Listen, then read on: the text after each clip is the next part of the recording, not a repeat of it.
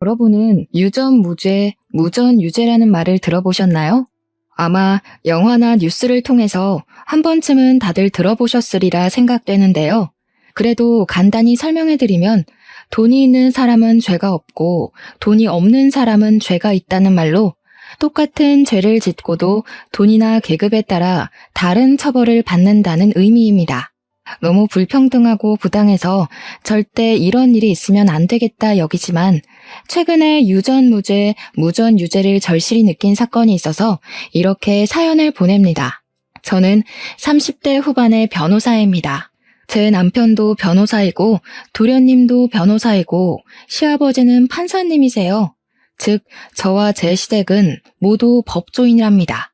먼저 저의 사연을 말씀드리기에 앞서 제가 변호사가 된 계기부터 이야기해볼까 해요. 사실 저는 어릴 때 변호사라는 꿈을 가진 적이 없었습니다. 작은 빵집을 운영하시는 부모님의 영향을 받아 저와 1살 어린 여동생은 셰프, 파티시에를 꿈꿔왔어요. 그래서 이 꿈을 이루고자 고등학교를 졸업하고 수도권 대학의 식품영양학과에 입학하게 되었죠.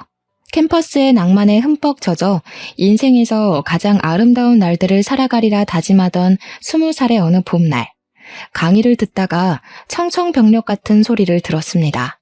당시 19살 고3이었던 여동생이 편의점에서 맥주를 훔치다가 걸려서 편의점 점장이 거액의 합의금을 요구하고 있다는 거예요. 저는 깜짝 놀라 강의 중간에 바로 나와 집으로 갔습니다. 집에 가보니 여동생은 부모님 앞에서 무릎을 꿇고 빌고 있었고 부모님은 화가 많이 나신 상태였어요. 그런데 저는 뭔가 조금 이상했습니다. 여동생이 공부에 관심이 없기는 했지만 그래도 남의 물건을 훔치는 등의 나쁜 행위를 한 적은 없었거든요. 게다가 술 냄새를 맡기만 해도 구역질을 하는 아이가 훔친 물건이 맥주라는 것도 석연치 않았답니다. 그래서 저는 일단 여동생을 방으로 데리고 가서 왜 이런 일을 저질렀는지 물어봤어요. 여동생은 제 앞에서 펑펑 울면서 자신은 너무 억울하다고 했습니다. 무슨 일이 있었냐고 물으니 사실 고등학교 1학년 때부터 학교에서 소위 일진이라고 불리는 아이들이 여동생을 계속 괴롭혔대요. 그 무리는 처음에는 단순히 시비만 걸었지만 그래도 그때는 같이 다니던 친구들이 있어서 괜찮았는데 얘네들이 가면 갈수록 여동생을 더 심하게 괴롭히고 누구든지 여동생에게 말이라도 걸면 그 친구도 괴롭혀서 여동생이 친구를 아예 사귀지 못하게 했다지 뭐예요? 심지어 여동생에게 담배와 맥주를 사서 오라고 시켰는데 미성년자라 살 수 없자 여동생을 때리기까지 했답니다. 여동생은 또 맞기 싫어서 어쩔 수 없이 편의점 맥주를 훔치다가 걸린 거였어요. 다행히 편의점 점장님이 경찰에 고소까지 진행하지 않고 합의금만 준다면 그냥 조용히 넘어가겠다고 했대요. 그런데 그 합의금이 너무 거액이라서 우리 가정 형편으로는 도저히 해결할 수가 없었어요. 저는 일단 여동생을 데리고 편의점 점장님을 찾아갔습니다. 점장님 앞에서 저와 여동생을 무릎을 꿇고 사정을 다 말한 뒤 손이 발이 되도록 빌어 합의금을 200만 원까지 낮췄답니다. 우리 형편에 200만 원이 적은 돈은 아니었지만 그래도 아직 미성년자인 여동생이 경찰에 고소당하지 않은 것만으로도 다행이라 생각하며 감사하다고 허리를 숙이고 또 숙였네요. 그리고 여동생을 지독하게 괴롭힌 그 일진들을 가만두지 않겠다는 생각으로 다음날 부모님과 함께 여동생의 학교 교장실로 향했습니다. 교장실에서 교장 선생님, 담임 선생님, 그리고 그동안 여동생을 괴롭힌 학생들을 다 불러놓고 하나하나 이야기를 했어요. 그런데 선생님들의 반응이 시큰둥했습니다. 알고 보니 이 일진들은 다들 경찰, 변호사, 대형 병원 의사 등 잘 사는 집안의 딸들이었고 학교에 기부도 정말 많이 했더라고요. 반면에 우리 집은 빵집의 매출이 잘 나오지도 않았고 게다가 이번에 제가 대학교를 입학하게 되어 돈 나갈 곳이 배로 더 많아진 상황이었어요. 그 덕에 기부금은 엄두도 내지 못했죠. 그래서인지 교장 선생님, 담임 선생님도 가해 학생들을 따끔하게 처벌하지 못했답니다.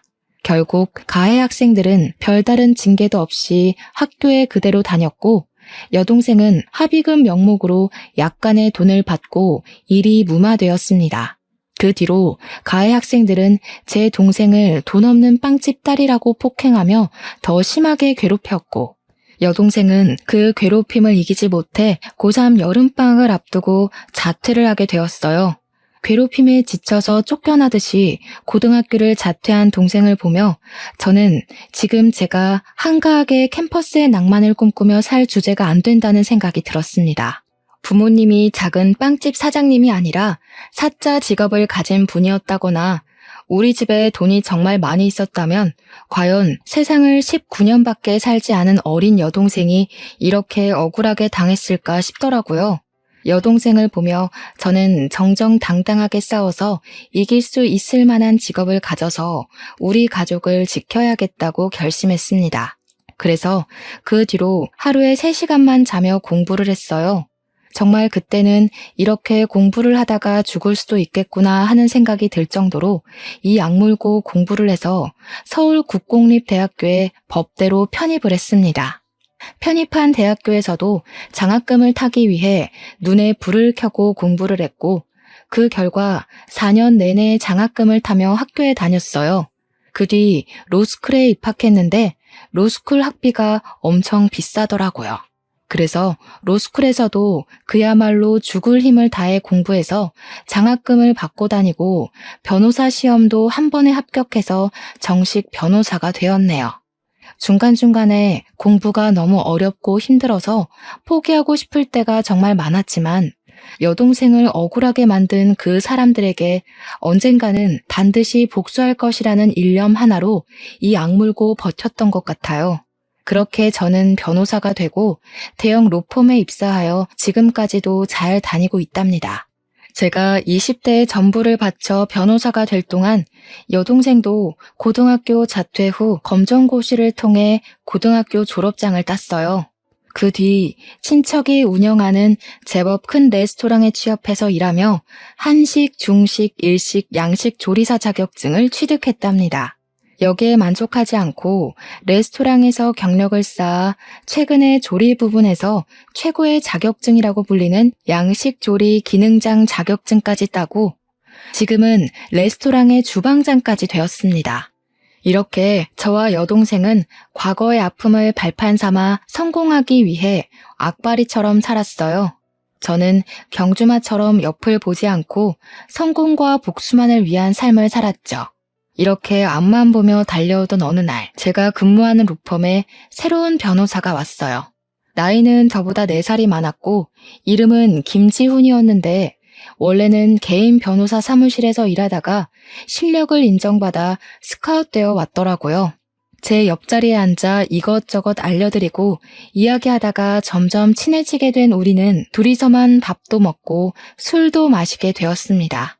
함께 술을 마시며 대화를 해보니 지훈 씨는 저와는 너무 다른 세계의 사람이더라고요. 저는 남들이 보기에 부족해 보이지 않으려고 앞만 보고 쉴 새 없이 달려와 변호사가 되었지만 지훈 씨는 넉넉한 집안에서 아무 고민 걱정 없이 공부에만 열중하며 살아왔어요.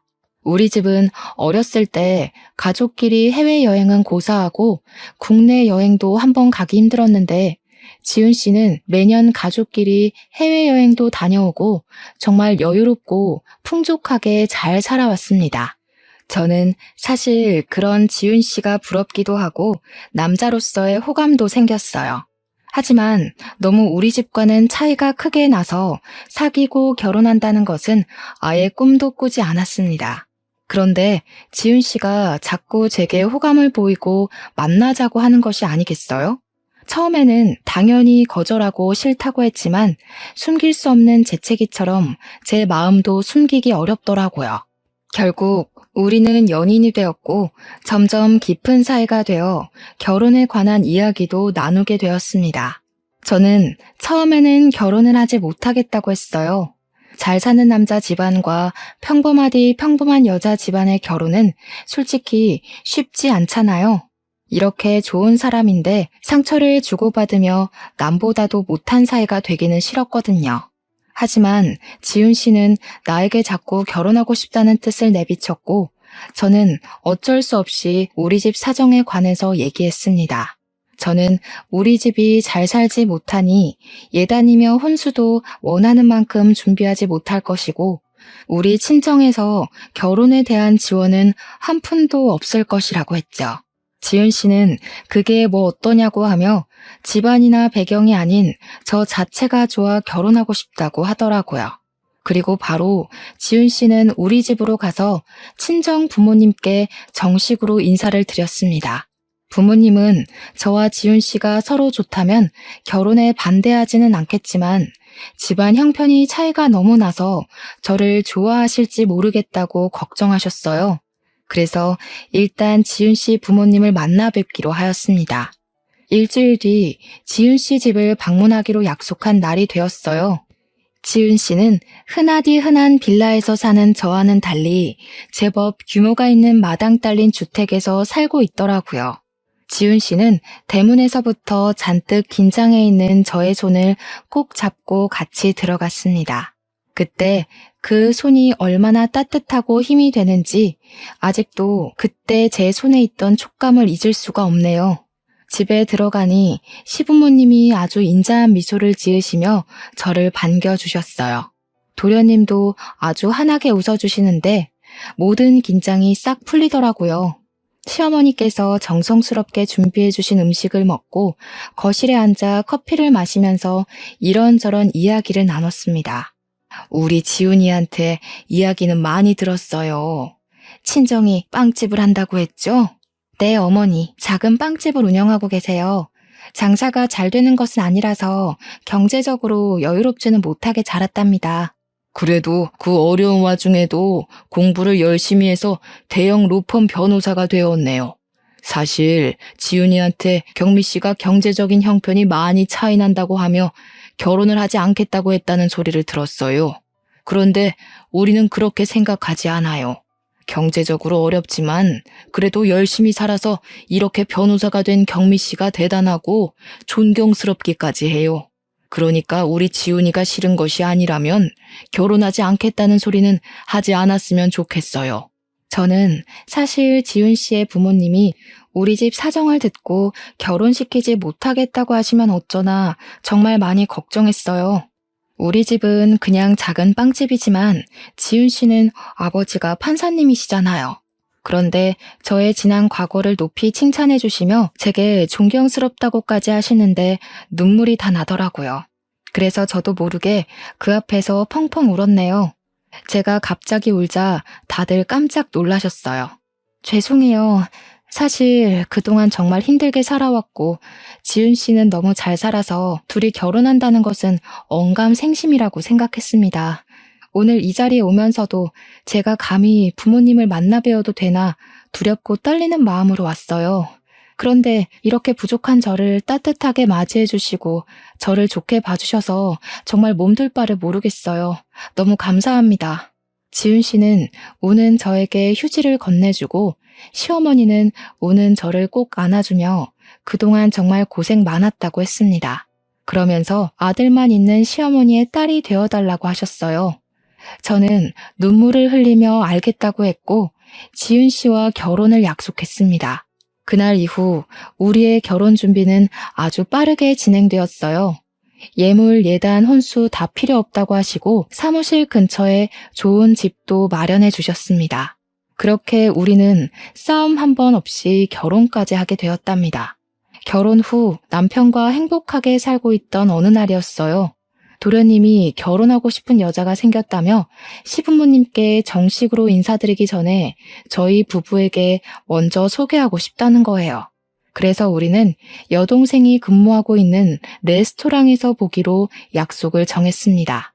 공부만 하느라 여자에는 관심이 하나도 없다던 도련님이 갑자기 결혼하고 싶다며 여자를 소개한다니 너무 기대되었어요. 우리 부부는 설레는 마음으로 레스토랑에 먼저 가서 자리를 잡았습니다. 잠시 뒤 도련님과 예비동서가 함께 들어오는데 예비동서의 얼굴이 되게 낯익더라고요. 그냥 누구와 닮은 정도가 아니라 분명히 어디서 본 얼굴인데 전혀 기억이 나지 않았습니다.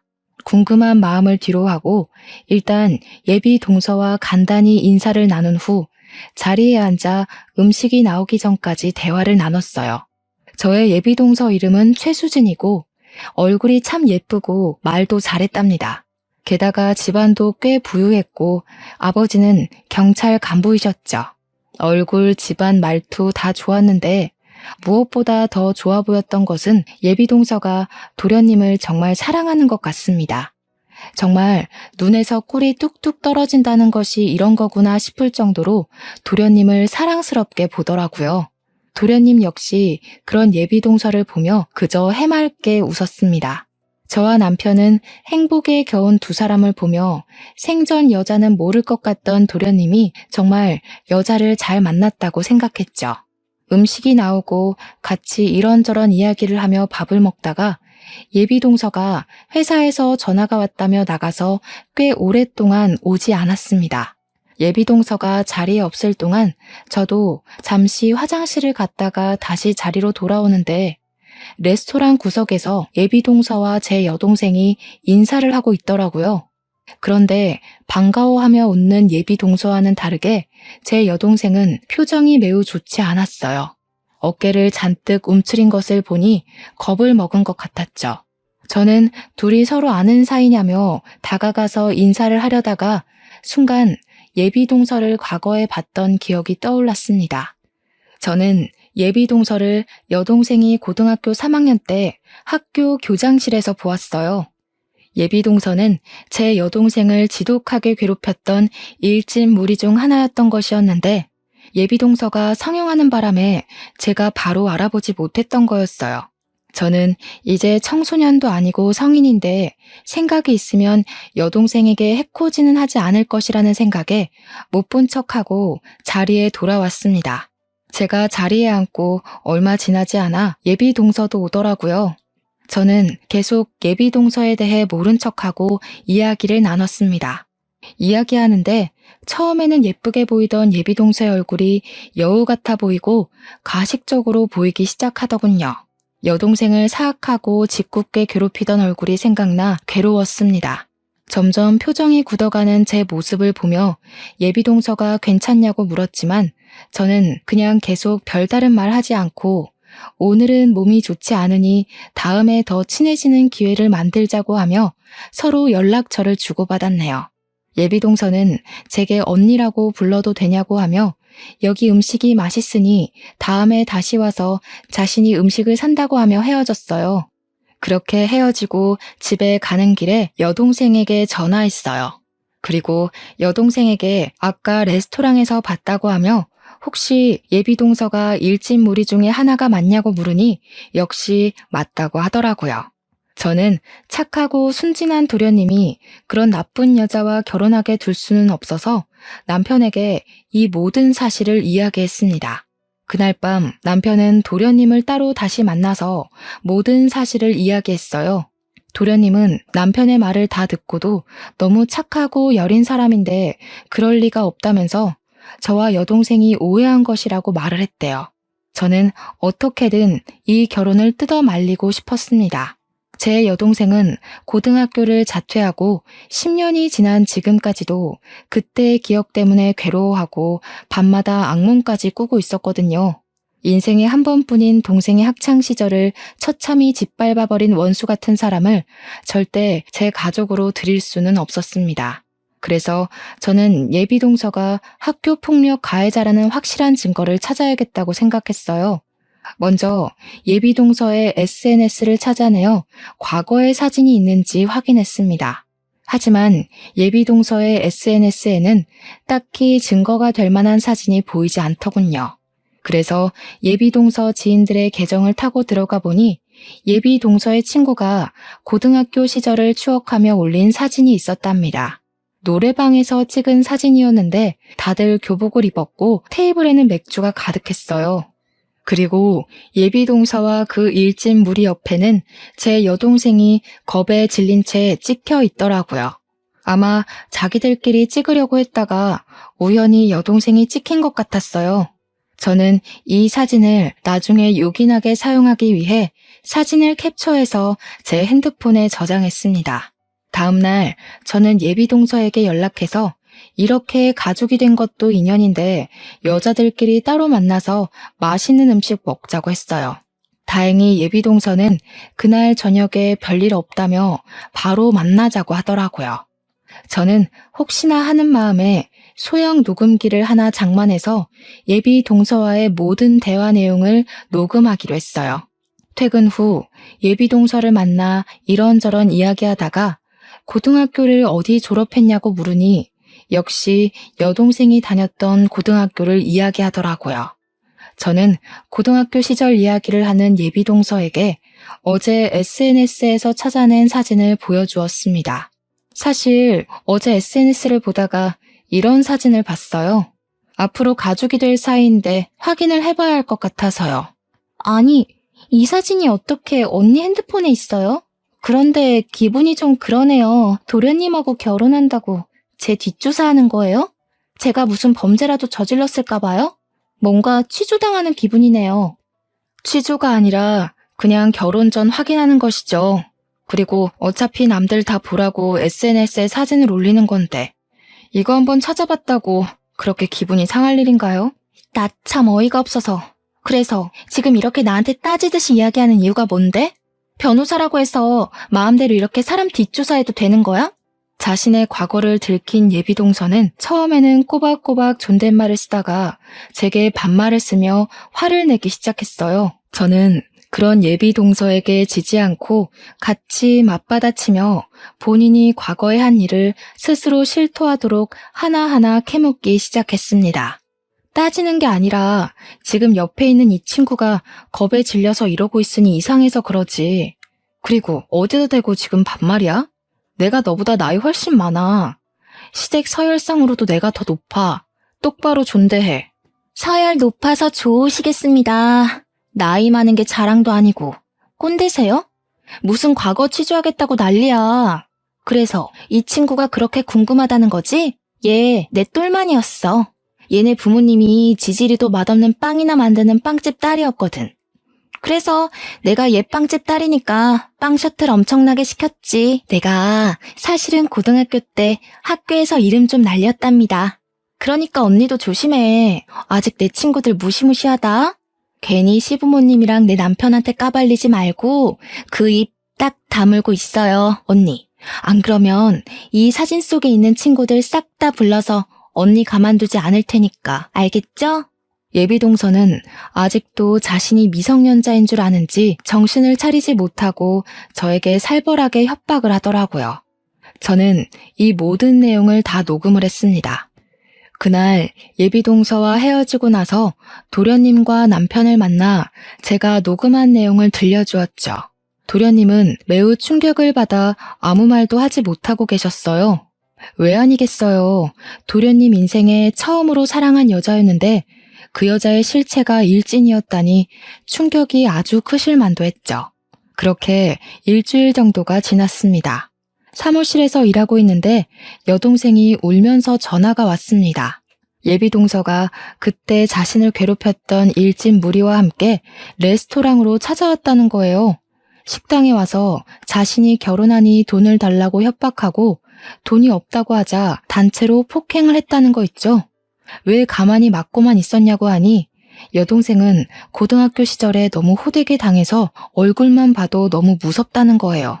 그래서 제가 그럼 차라리 숨어있지 그랬냐고 했는데 그렇지 않아도 일진 무리가 레스토랑에 온 것을 보고 주방에서 나오지 않고 있다가 2시간 정도 후에 당연히 갔을 줄 알고 음식물 쓰레기를 버리러 뒷문으로 나갔대요. 그런데 하필이면 그 뒷문 쪽에 예비 동서와 일진 무리가 있었다지 뭐예요? 여동생은 혼자였고 예비 동서는 무리지어 있었으니 속수무책으로 당했다고 하더라고요. 저는 너무 화가 나서 바로 고소를 하려다가 도련님과 시부모님에게 확실히 예비 동서의 실체를 알려주기로 했어요. 일단 정확한 증거 확보를 위해 동생이 폭행당한 곳으로 갔어요. 다행히 동생이 폭행당한 장소에 레스토랑에 CCTV가 있었고 근처에 주차된 자동차도 있더라고요. 바로 레스토랑의 사장님인 사촌에게 부탁해서 CCTV와 자동차 블랙박스 영상을 확보했습니다. CCTV와 블랙박스를 보니 아주 가관이더라고요. 이 영상만 보아도 특수폭행죄로 실형을 살 수 있는 상황이었습니다. 이렇게 모든 증거를 확보 후 여동생을 데리고 병원에 가보니 전치 2주가 나왔어요. 그 길로 여동생을 입원시키고 여동생이 폭행을 당했다는 진단서를 끊었습니다. 그리고 남편과 도련님을 만나서 모든 영상을 보여줬죠. 도련님은 이 영상을 보고 예비 동서와 절대 결혼해서는 안 되겠다고 하며 제가 하자는 대로 하겠다고 하더라고요. 일단 이 영상은 좀 더 나중에 시부모님께 보여드리기로 하고 도련님께는 예비 동서가 여동생 앞에서 진심으로 사과하는 모습을 보고 싶으니 아직은 모른 척하고 조금만 더 만나달라고 부탁했네요. 2주일 후 동생이 퇴원하고 며칠 더 쉬었다가 레스토랑으로 복귀를 했습니다. 저는 동생의 레스토랑 복귀와 동시에 시부모님, 우리 부부, 도련님과 예비 동서까지 다 같이 만날 자리를 마련했어요. 당연히 장소는 여동생의 레스토랑이고요. 시부모님은 드디어 둘째 며느리를 보는 거냐며 너무 기대하고 계셨습니다. 그런 모습을 보니 죄송스러웠지만 그래도 제 여동생이 10년 전에 당한 내용을 아시게 되면 이 정도는 이해해 주시리라 믿었네요. 드디어 예비 동서의 실체가 낱낱이 드러날 날이 되었어요. 저와 시댁 식구들, 그리고 예비 동서까지 한자리에 모였죠. 예비 동서는 시부모님을 뵌다고 단아하게 보이고 싶어서인지 얌전해 보이는 새하얀 원피스를 입고 왔더라고요.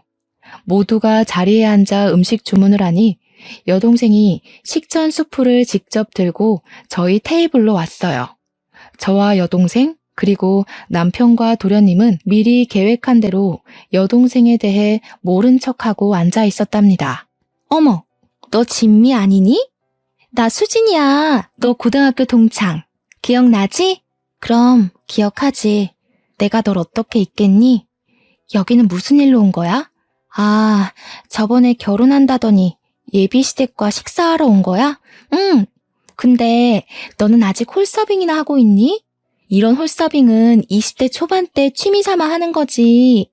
지금은 30대인데 이제는 제대로 된 직장을 구해야 하지 않겠어? 그래도 고등학교 때 맨날 붙어 다니던 친구였는데 네가 이러는 모습 보니까 걱정된다 얘. 이렇게 돈 모아서 결혼이나 할 수 있겠니? 그러게 나는 언제 돈을 모아서 너처럼 결혼하려는지 모르겠네. 하긴 너희 집이 좀 힘들긴 했지. 너희 부모님 아직도 그 조그만 빵집 하시니? 네가 고등학교 때 빵 많이 가져오고 그랬는데. 그런데 뭐 빵집 장사로 돈을 얼마나 버시면 버시겠어. 너도 참 사정 딱하다. 이렇게 열심히 사는데 여전히 힘들고 말이야. 이거 내 명함이니까 받아. 그리고 힘들면 언제든지 연락해.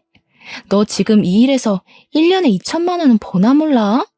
뭐 어쨌든 내가 그 정도는 바로 빌려줄 수도 있으니까 부담 갖지 말고 힘들면 연락해. 예비 동서는 우리 집안이 어렸을 때 힘들었던 것을 들먹이며 은근히 깔보고 무시하며 제 여동생에게 명함을 건넸습니다. 그 순간 여동생은 손이 미끄러진 척하며 예비 동서의 하얀 원피스에 샛노란 단호박 수프를 쏟았어요. 어머, 미안해. 너 명함을 받으려다가 손이 미끄러져 버렸네. 흰 옷인데 수프를 쏟아서 어쩌니? 오늘 중요한 자리인 것 같은데 제가 실례를 범했어요. 죄송합니다. 예비 동서는 화가 단단히 난 표정이었지만 자리에 시부모님이 계셔서인지 얼굴을 찡그리기만 하고 차마 큰 소리를 내지 못했습니다. 여동생은 시부모님과 우리에게 죄송하다고 말한 뒤 앞에 있던 휴지로 수프를 닦으려고 하는데 휴지로 닦을수록 얼룩이 점점 더 번지더라고요. 오늘 예쁘게 보인다고 비싼 옷 산 것 같은데 누렇게 물들어서 어떻게 해요? 꼭 화장실 실수한 것 같네. 아, 됐어. 그만 닦아. 옷이 더 상하잖아. 어머님, 저 잠시 화장실 가서 옷 좀 닦고 올게요. 예비 동서는 여동생에게 화를 버럭 내고서는 시부모님께 화장실에 다녀오겠다며 나갔고 여동생도 따라 나갔어요. 그네야, 근데 저 직원 너 여동생 아니니? 왜 아는 척도 안 하고 있어? 어머님, 사실은 예비 동서가 제 여동생을 괴롭힌 학교폭력 가해자예요. 미리 말씀 못 드려서 죄송해요. 저 여자 인성이 얼마나 바닥인지 어머님 아버님께 보여드리려고 일부러 이 레스토랑에서 만나자고 한 거예요. 자세한 내용은 이따가 저 여자 오면 자세히 말씀드릴게요. 일단 저 지금 화장실 좀 다녀오겠습니다. 저는 제 동생이 예비 동서에게 큰 실수를 저질렀으니 분명히 동생한테 뭐라고 할 것으로 생각해서 화장실로 갔는데 예비 동서가 없더라고요. 혹시나 해서 레스토랑 뒷문으로 가봤더니 거기에 예비 동서가 있었고 그곳에서 제 동생을 괴롭히고 협박하고 있었답니다. 저는 몸을 숨기고 휴대폰을 꺼내서 몰래 영상을 찍기 시작했어요. 야, 너 미쳤냐? 오늘이 어떤 날인데 이런 실수를 저질러? 이 옷이 얼마짜리인 줄이나 알아? 네가 여기서 한 달간 뼈 빠지게 홀서빙을 해도 살 수 있을까 말까 한 옷이야. 하긴 너 따위가 이렇게 좋은 옷을 알 리가 없지. 그저 거적대기 같은 옷만 입던 애가 뭘 알겠어? 예비 동서는 화가 많이 났는지 여동생의 머리와 어깨를 밀치며 위협적인 행동을 하더라고요. 야, 너 내 옷 이딴 식으로 만들어놨으니까 돈 내놔. 고등학교 때도 나한테 돈이며 빵이며 잘 갖다 바쳤잖아. 내가 왜 나한테 돈이라도 맡겨놨어? 또 맞고 싶어서 환장했냐? 이게 어디서 지금 눈을 쌍심지를 켜? 멍청한 년. 그러다가 또 얻어 터져서 병원 신세 지지 말고 좋은 말 할 때 돈 가져와라. 넌 내 똘만이잖아. 설마 그새 잊은 거 아니지? 그때의 아름다운 추억들 말이야. 궁상맞게 굴지 말고 다음 주에 여기 다시 올 테니까 그때 돈 두둑히 준비해놔라. 저는 이 모든 것을 다 몰래 찍어서 재빨리 다시 레스토랑으로 들어갔습니다.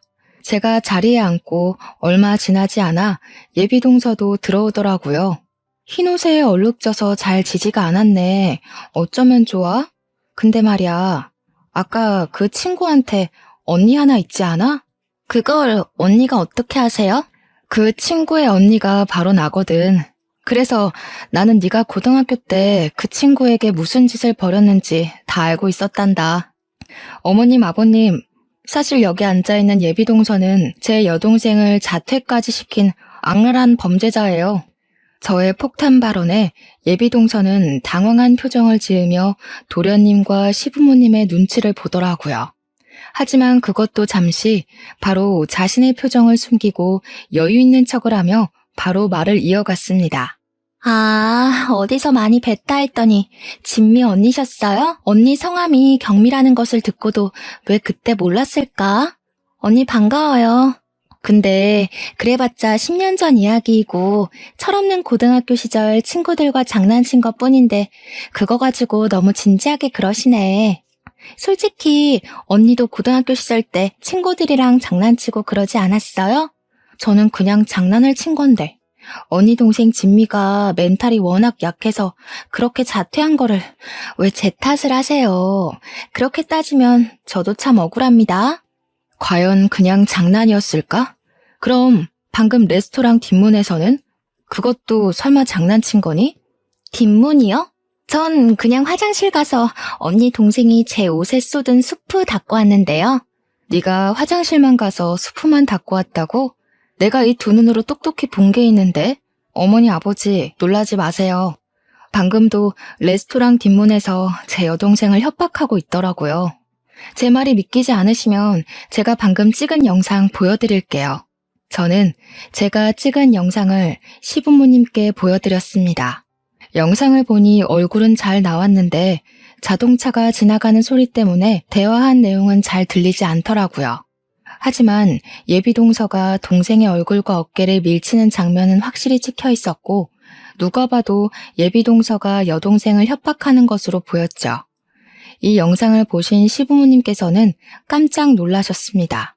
아니, 어떻게 사람이 이렇게 앞과 뒤가 다를 수가 있니? 게다가 학교 폭력이라니. 법조인 집안에서 학교 폭력 가해자를 며느리로 들일 수는 없다. 너네 아버지가 경찰 간부라 그래서 좋은 집안인 줄 알았는데 아주 형편없는 집안이었구나. 아버님, 오해세요. 아까는 진미가 자꾸 저한테 미안하다고 돈을 준다고 해서 그런 거예요. 친구 사이인데 이런 일로 돈을 받기 좀 그렇잖아요. 사실 진미가 학교 다닐 때 집안 형편도 어려운데 제게 자꾸 돈이며 먹을 것을 가져다줘서 이번에도 그럴까봐 일부러 세게 행동한 거예요. 그리고 저는 맹세코 진미를 고등학교 때 괴롭힌 적이 없어요.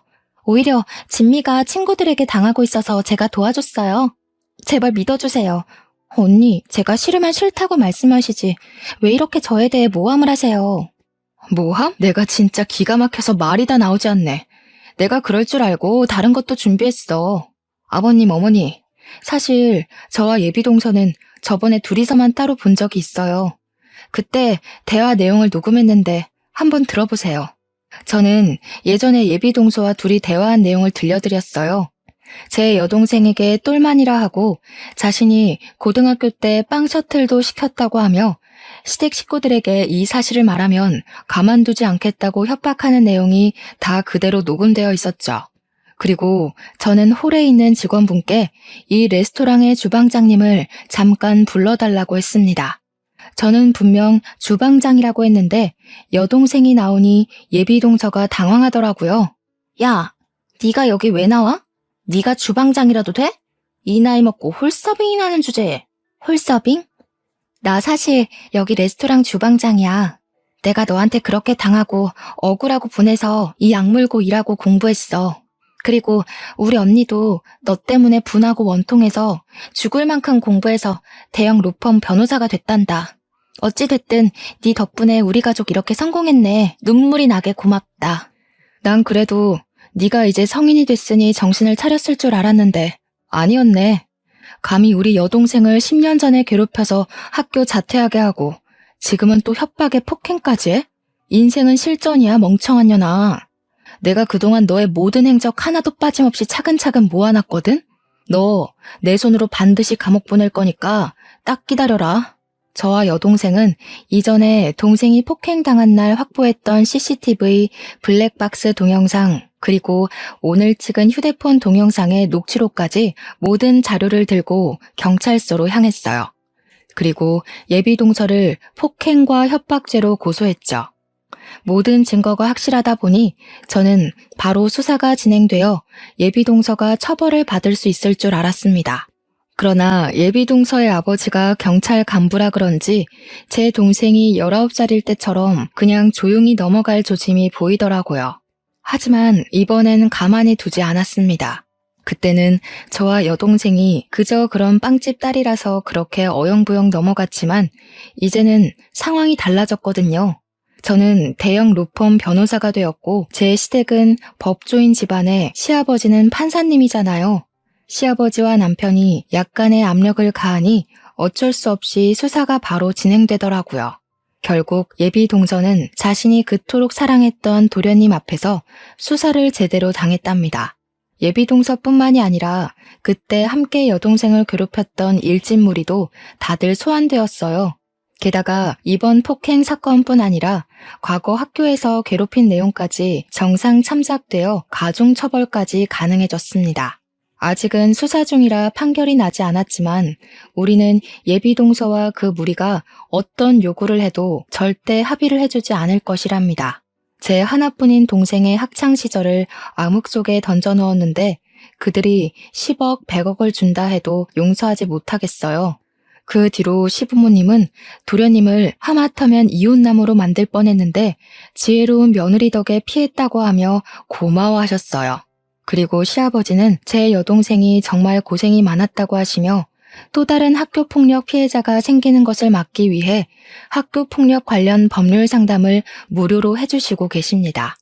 바쁘신데 힘드시지 않냐고 여쭸더니 10년 전 저와 여동생처럼 돈이 없고 법을 알지 못해 고통받는 어린 학생들을 생각하면 힘든 줄도 모르겠다고 하시며 잠을 줄여서라도 돕고 싶다고 하셨어요.